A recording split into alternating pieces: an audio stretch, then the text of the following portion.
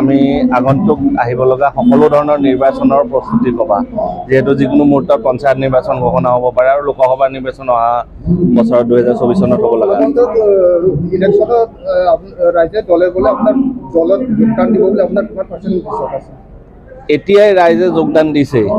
আমাৰ দৈনিক শোণিতপুৰ আৰু বিশ্বনাথ জিলাত মিনিমাম 1000 পৰা 1500 জইনিং হৈ আছে।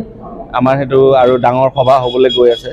আমাৰ অনলাইন জইনিঙৰ খুব সুন্দৰ ট্ৰেক হৈ আছে আৰু ডাইৰেক্ট জইনিঙো আছে অফিচত আহিয়ে। আমি আজি বিশ্বনাথ জিলা অফিচো অপেনিং কৰিছোঁ, গহপুৰ অফিচ এতিয়া অপেনিং হ'ব।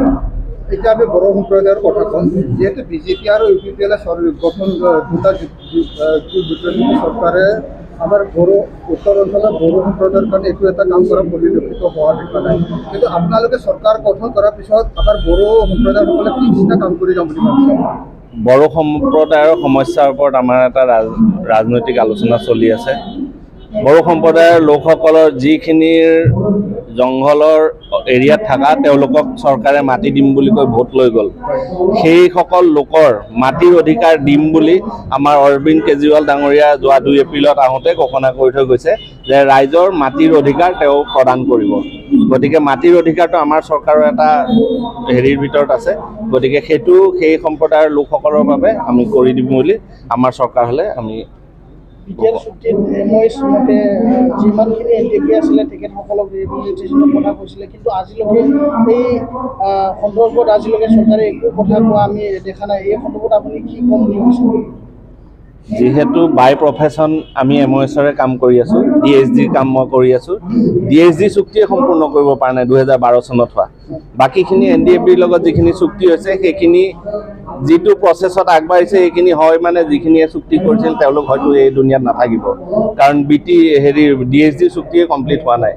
গতিকে ৰাইজ সজাগ হ'বৰ হ'ল। যোনখন চৰকাৰে যি কয় তাকে লৈ আগ নাবাঢ়ি ৰাইজে নিজৰ অধিকাৰ নিজৰ বস্তুখিনি পাব পৰা চৰকাৰ গঠন কৰিব লাগে। আৰু এনেই কথাত ভুল যাব নালাগে, কাৰণ কি কংগ্ৰেছ বিজেপি সকলো দল যিবিলাক আছিলে, যিখিনি লোক আছে বৰ্তমান শাসন কৰি আছে, সেইখিনি সেই একে ৰাজনৈতিক।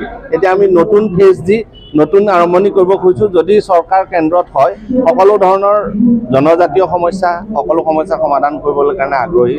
আমাৰ অৰবিন্দ কেজৰিৱাল ডাঙৰীয়াৰ এইটো সকলোৰ উপৰি সমভাৱ থকা চৰকাৰ তেওঁ চলাই দেখুৱাইছে দিল্লীত। গতিকে আমি তাৰ বাবে আমি কৰিব পাৰিম বুলি আশা ৰাখিছোঁ। মূল্যবৃদ্ধিৰ ওপৰত ছ'চিয়েল মিডিয়াত থকা এটাই ক'ব বিচাৰোঁ, সীতাৰ গিৰিয়েকৰ নাম লৈ নিতাৰ গিৰিয়েকৰ কাম কৰিছে চৰকাৰে, মানে বেপাৰী কাম কৰিছে।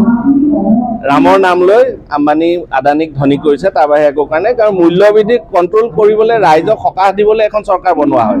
চৰকাৰে যদি ৰাইজৰ কথা চিন্তা নকৰি নিজে এৰোপ্লেন লৈ ঘূৰি ফুৰে, 10 লাখ টকীয়া চুট পিন্ধি ঘূৰি ফুৰে, 20 কোটি টকীয়া গাড়ীত ঘূৰে, তেতিয়াহ'লে চৰকাৰে ৰাইজে কি সকাহ পাব?